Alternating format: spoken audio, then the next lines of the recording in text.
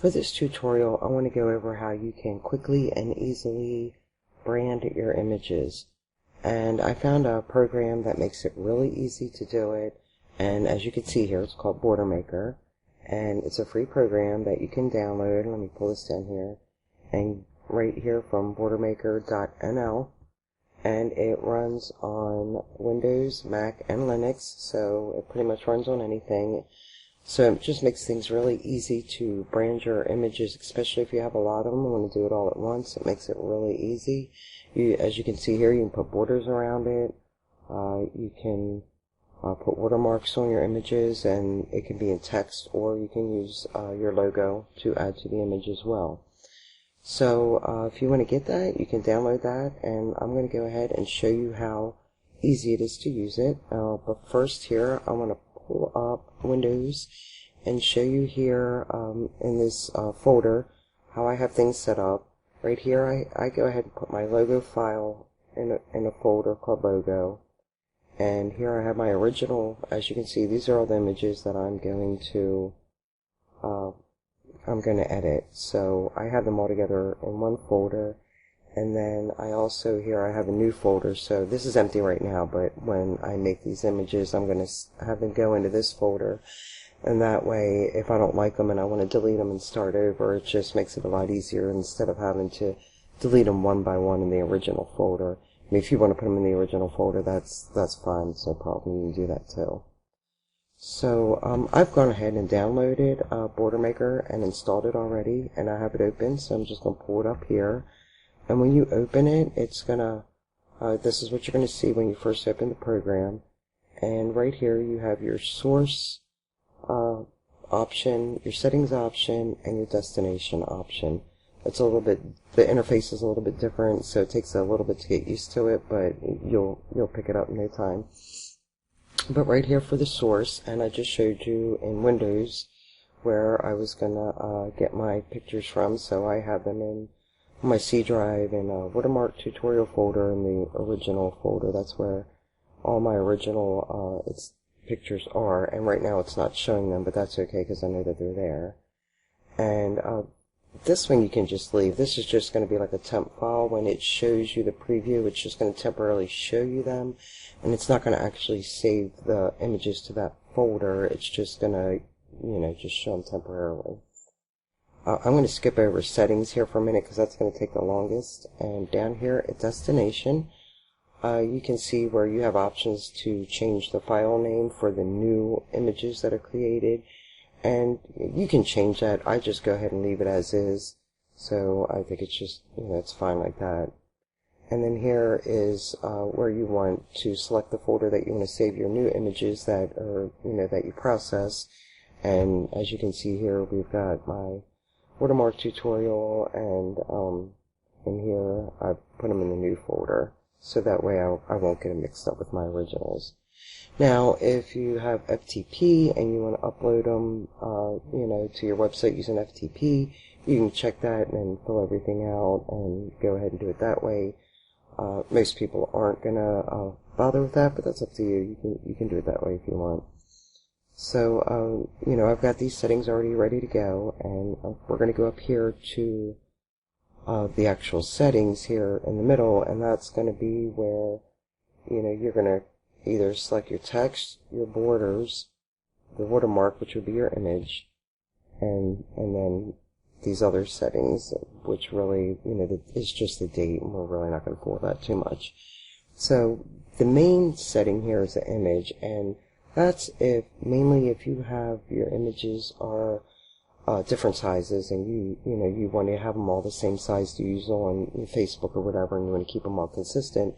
You can go ahead and select what size you want them to be, and you can select whether you want them to be the same aspect ratio, or you want it to crop the image or to squeeze the image in.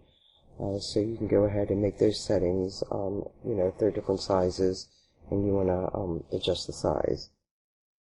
Now here is where you would add in your text, and that would be probably your website address, your URL. And to do that, you can see here we have the plus sign, that's something new, the pencils to edit, and then The X is to delete something if you have something in there that you want to take out. And then just the up and down arrows if you want to move things up and down if you have multiple, text messages in there. But we're just going to go ahead and click on the plus here. And as you can see, like right here's my text message. And, we can move that around. And if you click on these arrows here, you can just put it anywhere you want. And, it may not always be exactly where you want. So we have the offset buttons here. So you can slide it over, horizontally, or you can move it up and down vertically. And then, right up here, you're just going to go ahead and type in your website URL that you want to use, if there's something that you want to use. So I'm going to go ahead and leave mine there. And then here also is a rotation. If you wanted to move it around a little bit, you could rotate the text. And you can change the color of the text. So if you wanted something to really stand out, you could change the color. So, you can add multiple, different types of text. If you wanted, something else written on there, you could, add more, just add another one. So here you see we've got another one up there. So, I'm going to go ahead and delete that, but, that's going to be good for now for the text. Now you can just click OK for that. As you can see, that went away. But here we're going to check borders, and to do that, we're just going to go ahead and, again, click the plus sign. And that's going to bring up the border. And here you can go ahead and change the color. It defaults to black. If you don't like black, you can go ahead and change it to something else. I'm going to put it at light gray here. And you can make the border any size you want, bigger, smaller. You can also change the transparency of the border. So if you want to be able to, if you want to make the border bigger, and then just kind of be able to see through it a little bit, you can do that. And then down here you can also blur the background, and that's just going to blur it right where you have your border. It's not going to blur the actual image here, it's just going to blur it around the edges here. And then also if you want, a round edge, and that's a little bit hard to see, so let me take away the transparency, but you can round your edges here as well if you want them rounded. So that's something that's really kind of neat that you can do too. I am going to go ahead and leave it kind of transparent here a little bit. And I think that's going to look good for now. So I'm going to go ahead and say OK to that. And now here for the watermark, this is where if you have a logo and you want to add in your logo, you're just going to go up here where it says watermark and click browse. And as you remember, I had mine in that folder. I just kept it separately. So I'm going to go to my logo folder and click on the image that I'd already put in there and had it ready to go. So now that's opened up my logo and it's put it on the image. And just like with the text, I can just move it all around, anywhere that I want the logo. So if I wanted to, move it around a little bit, so it's showing where I want it to be. So you can also here add a shadow if you like. I'm not going to do that, but you can play around with that and go ahead and add a shadow. I'm going to go ahead and say OK to that. Now I'm going to go back here to the text because I wasn't really, that when I added in the border, it kind of took up where the text was. I want to move that a little bit, so I'm just click here to edit. And I'm just going to go ahead and move that up a little. Well, actually, I didn't take that one out. I'm going to delete that one. Then I'm going to move this up a little bit, maybe over a little bit, so I can have it right in the middle.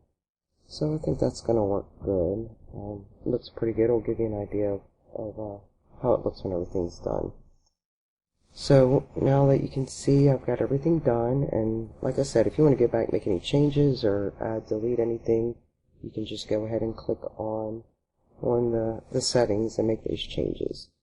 So if you want to preview what it's going to look like, you can preview here. It's going to pull up the picture. Now it's not going to go through the whole folder, but it will show you the the picture, the first picture in the folder, and what it's going to look like. So I'm going to go ahead and just close that out, and then I'm going to just click process.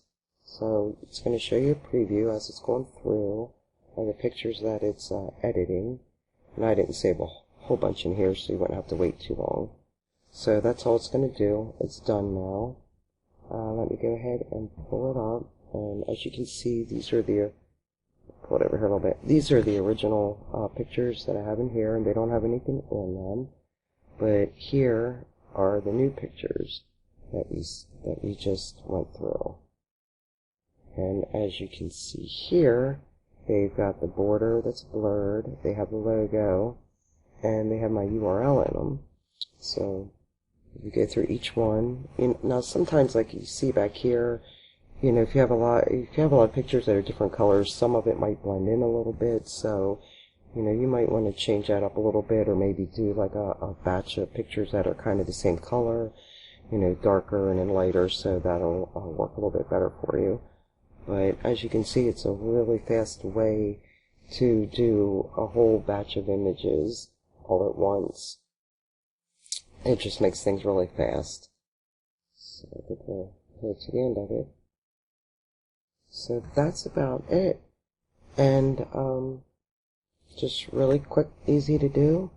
I have like tons and tons of images, probably like 1,000 or more. If you need some images that you want to play with or test it out with or even use for your social media accounts, you can just drop me a line at Brenny, B-R-E-N-Y, Kindred, K-I-N-D-R-E-D, at gmail.com, or I'll leave a link here somewhere that you can download them, and I'll put them up that you can download them. So that's it. I hope that was helpful to you, and thank you very much for watching.